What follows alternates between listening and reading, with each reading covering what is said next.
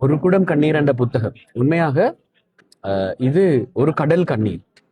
இதுல இருக்கிறது எதுவுமே கதைகள் அல்ல, ஃபிக்ஷன் அல்ல, நான் ஃபிக்ஷன், புனைவுகள் அல்ல, அத்தனை உண்மை சம்பவங்கள்.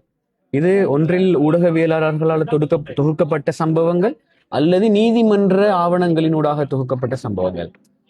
இந்த விஷயங்கள் அவ்வளவும் மனத்தை உலுக்குகின்ற சம்பவங்கள். எப்படி எல்லாம் ஆதிக்கம் செய்கின்ற தரப்பு அப்பாவி பொதுமக்களை, பெண்களை, சிறுவர்களை, பொதுமக்களை எப்படியெல்லாம் கொடுமைப்படுத்தி இருக்கிறார்கள் என்பதற்கான ஆவணம். சில சந்தர்ப்பங்களில் சிறைகளில், சில சந்தர்ப்பங்களில் அதற்கு வெளியே எப்படியெல்லாம் கொடுமைப்படுத்தி இது உள்ளத்தை தொடும்.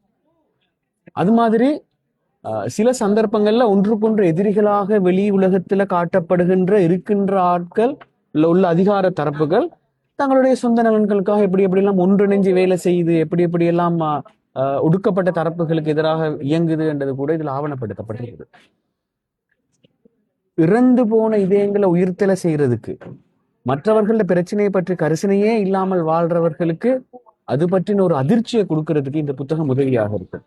மற்றவர்களோட பிரச்சனைகள்ல நாங்க ஏன் குரல் கொடுக்க வேண்டும் அல்லது நாங்கள் குரல் கொடுக்க வேண்டும் என்ற உணர்வை கொடுக்கறதுக்கு இந்த புத்தகம் ஒரு உந்துதலாக இருக்கும். அந்த அனுபவத்தை இது எனக்கு தந்தது.